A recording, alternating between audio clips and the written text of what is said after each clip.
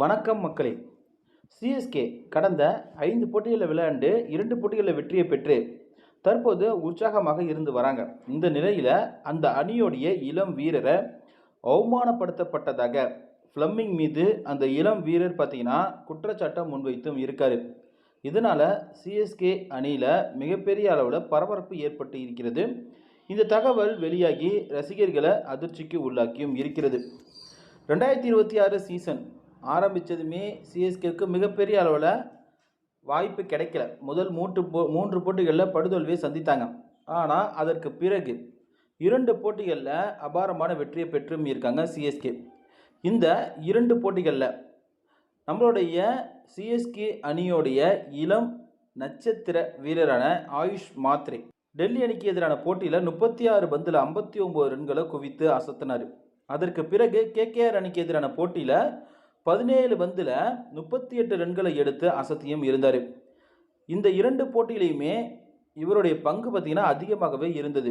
இருந்தும் இதில் சில தவறான முடிவுகள், அதாவது ஃப்ளம்மிங்கால் எடுக்கப்பட்ட சில தவறான முடிவுகள் இளம் வீரரான ஆயுஷ் மாத்ரேவை பார்த்திங்கன்னா மிகப்பெரிய அளவில் பாதிப்பை ஏற்படுத்தி இருக்கிறது.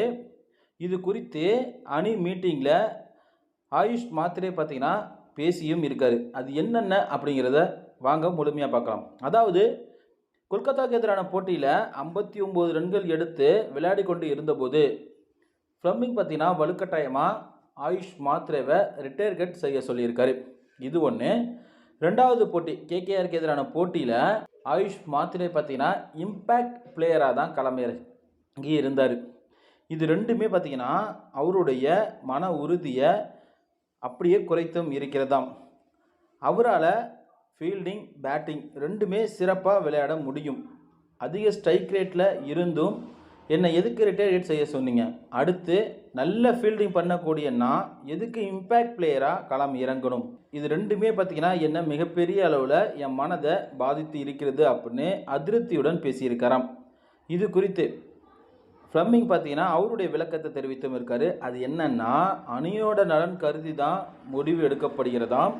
தனிப்பட்ட முறையில் எந்த ஒரு முடிவும் எடுக்கப்படவில்லையாம். ஆயுஷ் மாத்ரேவால் தான் கடந்த 2 போட்டிகளிலும் வெற்றியை பெற்றோம் என்பது அவருக்கும் நல்லாவே தெரிகிறதாம். அவருக்கு மனவருத்தம் ஏற்படாத அளவு இனி வரும் காலங்களில் முடிவுகளை எடுப்போம் அப்படின்னு தெரிவித்திருக்காரு. ஆனால் இந்த 2 காரணங்களுக்கு அவர் முழுமையாக விளக்கம் கொடுக்கல. விளக்கம் கேட்டதற்கு அணியோடைய முடிவு அப்படின்னு பொதுவாக சொல்லிவிட்டார். இளம் வீரரா நட்சத்திர ஒரு பேட்ஸ்மனா சிஎஸ்கே அணியில் வலம் வந்து கொண்டு இருக்கும்போது ஒரு நட்சத்திர வீரருக்கே அணி நிர்வாகம் இப்படி செய்வது அந்த அணிக்குள்ளே இருக்கக்கூடிய வீரர்களுக்கும் சரி, அதை பார்க்கக்கூடிய ரசிகர்களுக்கும் சரி மிகப்பெரிய அளவில் அதிருப்தியை தான் ஏற்படுத்தி இருக்கிறது. இது போன்ற தகவல்களை உடனுக்குடன் தெரிந்து கொள்ள நம்ம சேனலை மறக்காமல் சப்ஸ்கிரைப் பண்ணுங்கள். தேங்க்யூ.